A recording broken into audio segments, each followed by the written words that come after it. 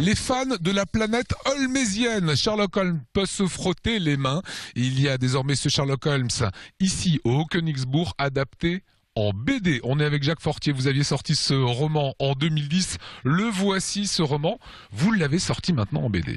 Voilà, alors c'est en fait une histoire d'amitié puisque Roger Saiter, qui est un scénariste professionnel expérimenté de BD, a aimé le bouquin et a proposé de l'adapter en bande dessinée. L'affaire s'est nouée avec un dessinateur qui s'appelle Giuseppe Manunta, italien qui vit en Alsace quand même. Le roman, le Sherlock Holmes et le mystère du Königsbourg, paru fin 2009, début 2010. Voilà, une page de roman a été adaptée par le scénariste, donc découpage en cases, des choix pour l'adapter au rythme et à la respiration qui est celle particulière d'une BD. Et puis voilà, une page de BD illustrée par Giuseppe Manunta, ici avec Sherlock Holmes et le docteur Watson arrivant en vue du château du Haut-Königsbourg, avec en plus, c'est une pirouette, une petite allusion à l'une des illustrations historiques les plus connues de Sherlock et de Watson, qui a été faite par un dessin de Sidney Paget. Voilà, et c'est également dans ce château du Haut-Königsbourg, restauré par Guillaume II, toute l'intrigue démarre de là en fait. Voilà, toute l'intrigue démarre de ce don que fait la ville de Sélestat à l'empereur, au Kaiser, à Guillaume II du château du Haut-Königsbourg. Et le roman, la BD, suggère que quelque chose est là de plus que ce que l'histoire nous dit, que depuis des siècles, il y a quelque chose au château qui explique l'intérêt considérable qu'on y porte, et surtout en cette période de 1909 où les diplomaties commencent à s'affoler, où l'Europe a la fièvre, et vous savez, on arrivera à la Grande Guerre. Et ce n'est pas pour rien que Sherlock et Watson sont envoyés au château du Haut-Königsbourg. Il y a là quelque chose d'important pour la paix de l'Europe. Qu'est-ce qui vous fascine dans Sherlock Holmes ? C'est le plus grand détective du roman policier. C'est celui qui réussit à fasciner au point qu'un certain nombre de gens sont convaincus qu'il a vraiment existé. D'ailleurs, j'en fais parfois un peu partie, certains soirs ou certains matins.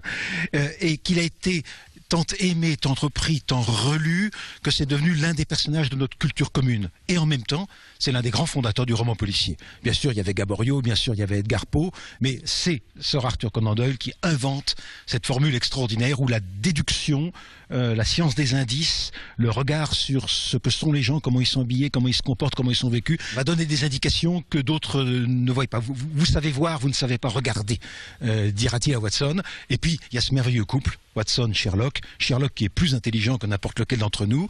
Watson qui est juste en dessous de l'intelligence du lecteur moyen.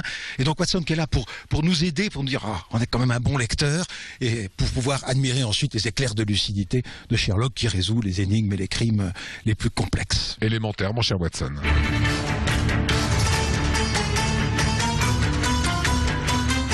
Roger Saiter, scénariste, il faut un bon roman pour faire derrière un bon scénario. C'est ce que vous disiez il y a quelques instants. Ah oui, certainement, oui, tout à fait. La principale difficulté en fait d'adaptation, c'est qu'en bande dessinée, on a une pagination limitée.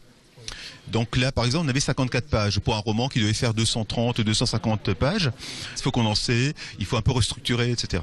Jacques Fortier vous a dit là ça fonctionne pas, Roger, là il faut mettre d'autres choses en avant. Ah non, Jacques il était adorable, il n'est pas du tout intervenu. Bon, moi j'ai essayé de respecter au maximum aussi le roman. Donc voilà, quand j'avais vraiment un petit doute ou une question à poser, je la posais et voilà.